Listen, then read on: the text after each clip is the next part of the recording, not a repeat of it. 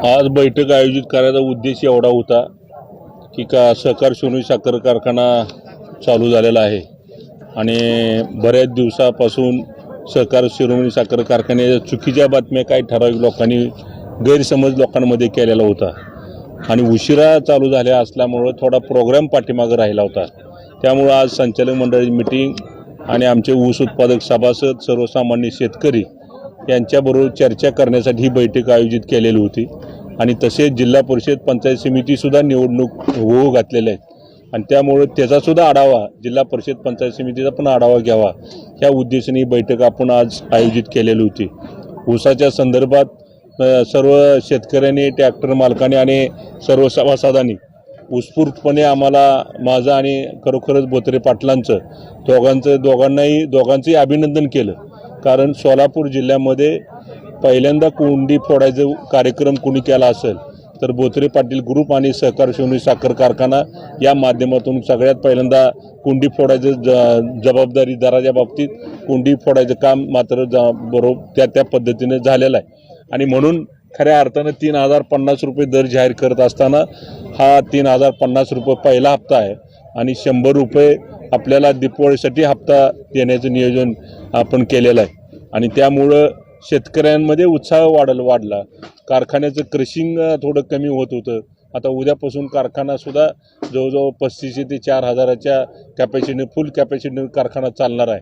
पण माझी अडचण पहिल्यापासून जो ऊस उत्पादक सभासद आहे आदरणीय सहकार शिरोमणी आदरणीय दादांबरोबर काही लोकांनी कामं केलेले आहेत आणि त्या लोकांचा ऊस कायमस्वरूपी आम्ही प्राधान्याने आणत असतोय, पण ह्या वर्षी थोडा उशीर व्हायला लागल्यामुळं त्यांच्या काही फोन यायला लागले, काही लोकांच्या आम्हाला गाठीबिटी व्हायला लागल्या आणि मग त्यांच्याबरोबर चर्चा करून शेती अधिकारी, कारखान्याची MD, कारखान्याचे जनरल मॅनेजर यांच्या सगळ्याबरोबर चर्चा करून ते सगळे प्रश्न मार्गी लावण्याचा प्रयत्न आम्ही जरूर त्या पद्धतीने केलेला आहे। सहकार शिरोमणी साखर कारखान्यामुळं आज खऱ्या अर्थानं सोलापूर जिल्ह्यामध्ये सगळ्याच साखर कारखान्यांना आणि सगळ्याच ऊस उत्पादक सभासदांना खऱ्या अर्थानं सहकार शिरोमणी साखर कारखान्यामुळं चांगला दर, सगळ्या ऊस उत्पादक सर्व साखर कारखान्याच्या ऊस उत्पादकांना चांगला दर मिळण्याची जबाबदारी आज सहकार शिरोमणी साखर कारखाना पार पाडतोय।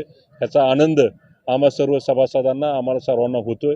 आज त्याच माध्यमातून जिल्हा परिषद पंचायत समिती निवडणूक ही बऱ्याच कार्यकर्त्यांच्या माध्यमातून आपण ही निवडणूक आपल्या स्वतःच्या पक्षावर म्हणजे राष्ट्रवादी काँग्रेस, अजितदादा गट यांच्या माध्यमातून लढवण्यासाठी आपण जरूर त्या पद्धतीनं उतरावे, प्रयत्न करावेत आणि त्या पद्धतीनं वातावरणामध्ये सगळ्यांनी चांगल्या सूचना दिल्या आणि त्याच पद्धतीनं आपण काय जरी झालं तर ही निवडणूक मोठ्या थाटामाटानं आणि चांगल्या पद्धतीनं नुसती निवडणूक नाही तर निवडून आणायची जबाबदारीसुद्धा आम्ही तरुण कार्यकर्त्याला निवडून आणायची जबाबदारीसुद्धा आम्ही जरूर त्या पद्धतीने सर्व तरुण कार्यकर्त्याला घेतलेले आहे, कारण ही तरुण कार्यकर्त्याची ही निवडणूक जिल्हा परिषद पंचायत समिती आहे आणि त्यासाठी आम्ही सर्वजण मिळून राष्ट्रवादी काँग्रेस पक्षाच्या माध्यमातून ही निवडणूक लढवण्यासाठी आम्ही जरूर त्या पद्धतीने तयारी पूर्ण झालेली आहे। ऊस दराचं आंदोलन चिघळत चालले दिवसेंदिवस, तुम्ही देखील भेट दिली, आज वाकडी ते रस्ता रोको झाला आहे, सीताराम कारखान्यावरती आज त्या ठिकाणी राडा बघायला मिळाला, कसं बघता एकूण प्रकरणाकडे या उतरायला? मी येताना ऊस दरासाठी जे आंदोलन चालू आहे ते आमचेच कार्यकर्ते समाधान फाटे आणि राहुल पवार, अजून आपले लांबकाणे अशी जोज आणि बाळासाहेब मला वाटते जगदाळे अशी 4 जण त्या उपोषणाला बसलेले आहेत। त्यांना मी विनंती केली की बाबा आज हा सहकार शिरोमणी साखर कारखाना माध्यमातून दराची कोंडी फोडण्याचा प्रयत्न आणि त्याचा मान सहकार शिरोमणी साखर कारखान्याने घेतलेला आहे। कोणी काय 2800 कोणी जाहीर केला, कोणी 2850 जाहीर केला, पण आज सहकार शिरोमणी साखर कारखान्या माध्यमातून बोत्रे पाटील, ओमकार ग्रुप आम्ही सर्वांनी मिळून जवळजवळ 3050 रुपयाची पहिली उचल जाहीर केली आणि 31 आणि नंतर 100 रुपये दिवाळीला दर जाहीर केलेला आहे। त्याच्यामुळं मी त्यांना विनंती केली की 3050 रुपये दर जाहीर केला असल्यामुळं कोंडी फोडवण्याची जबाबदारी आम्ही समाधान त्या पद्धतीनं आम्ही केलेली आहे, तर कशाला आता उपोषण करताय? आम्हालाही थोडं म्हणजे सभासदांना आणि ऊस उत्पादकांना चांगला दर मिळाला पाहिजे ह्याही मताचा आम्ही आहे, कारण आमचाही 4-4, 2-2 हजार टन ऊस जातोय। मलाही माहिती आहे महागाई वाढली, परवडत नाही, पण शेवटी साखरेच्या मार्केटवर हा सगळा दराचा विषय असतोय। आमची पहिल्यापासून मागणी MSPची मागणी आहे, साखरचे दर चांगले मार्केटमध्ये वाढले पाहिजे, साखर 4,000 41 42 साखर गेली तर मग चांगले दर आपल्याला द्यायला परवडतात आणि शेतकऱ्यांना ऊस उत्पादक सभासदांना सुद्धा चांगला दर पण मिळाल्याशिवाय त्यांनाही परवडत नाही. पण तरी पण मी त्यांना विनंती केली की बाबा आपण 3-4 दिवस झालं काय उपोषण केलेलं आहे, तर माझी विनंती आहे की आपण उपोषण मागं घेतलं आणि 3,050 रुपये दर जाहीर केला तर सगळ्या कारखान्याच्या चेअरमन लोकांना तुम्ही जर सगळ्यांना सांगितलं, तिथून मी साखर आयुक्तांनाही फोन लावला, त्यांनाही सांगितलं तुमचाही RJD कोण असेल ते तिथं पाठवून द्या, पण जेणेकरून हे उपोषण आता थांबवलं पाहिजे आणि समाजांनीच हे उपोषण सोडावं अशी एक सर्वसामान्य सभासद म्हणून, ऊस उत्पादक शेतकरी म्हणून, कारखान्याचा चेअरमन म्हणून मला वाटलं, म्हणून मी त्यांना विनंती केली. ते आता बघू सगळेजण मिळून चर्चा करतो म्हणले, या पद्धती चर्चा चालू आहे. जिल्हा परिषद पंचायत समिती ह्या निवडणुकासाठी पण बैठक झाली. तुम्ही म्हणताय घड्याळ चिन्हावर लढाई, विठ्ठल परिवाराकडून का लढाई, असं काय चर्चा चालू? विठ्ठल परिवाराच्या दिशा प्रत्येक जणांच्या वेगवेगळ्या चालू झालेल्या आहेत. नगरपालिकेच्या माध्यमातून तसं आम्हाला दिसून आलेलं आहे. कारण नगरपालिकेला सुद्धा आम्ही आलो, सगळा ग्रुप एकत्र आला, परत ज्याला त्याला प्रेशर आलं, एक जण बाजूला निघाले. पण विठ्ठल परिवारमध्ये काही नेते मंडळी विश्वासात काही घेत नाहीत. कारण आम्ही त्यांना म्हणत होतो की आपण सगळी मिळून, जरी अभिजित पाटलांना अडचण आली, बाजूला गेले असले तरी आपण सगळेजण मिळून निवडणूक लढवूया आणि निवडणूक लढवत असताना मात्र आपण सगळ्या नेत्यांना विश्वासात घेऊ. मग कोणी राष्ट्रवादीकडे आपण जाऊ, भरणे मामा असतील, अजितदादा असतील, यांच्याकडे सगळ्याकडे जाऊया, चर्चा करू.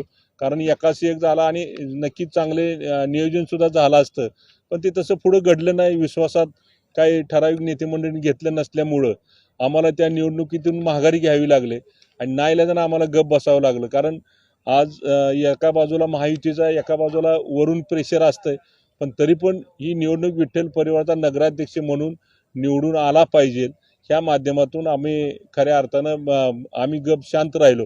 कारण आम्हाला पण वरून प्रेशर होतं, पण प्रेशर म्हणण्यापेक्षा आम्ही भगीरथ भालके असतील, आम्ही असेल, यांना सगळ्यांना म्हणत होतो की तुम्हाला जे साध्य करायचं आहे ते साध्य करायला काय अडचण नाही, पण सगळ्या स्पष्ट गोष्टी बोला आणि मग बोलल्यानंतर आपण सगळ्या आमच्याही नेते मंडळीला समजावून सांगू, तुम्हाला कुठं जायचं आहे, कोणाबरोबर युती करायची आहे, आघाडी करायची आहे, ते पण आपण करू. पण नेते मंडळीला विश्वासात घेतलं पाहिजे. कारण मागच्या वेळेस असंच झालं की समाधान काळेंनी भगीरथ भालकेंचा प्रचार केला आणि भगीरथ भालकेंचा प्रचार झाल्याबरोबर त्याच्या कामाला तिथं अडचणी यायला लागल्या, काही प्रॉब्लेम, बिलं अडकायला लागली आणि ह्याची दखल मात्र कुठंच त्याची झालं नाही. मग असं कार्यकर्त्या बाबतीत असं घडायला लागलं. मग असं घडायला लागल्यामुळं आमचं मत आहे एकाशी एक आणि सगळेजण मिळून आपण सगळ्या नेते मंडळीला भेटून सगळ्यांना सांगून खरं करायला पाहिजे.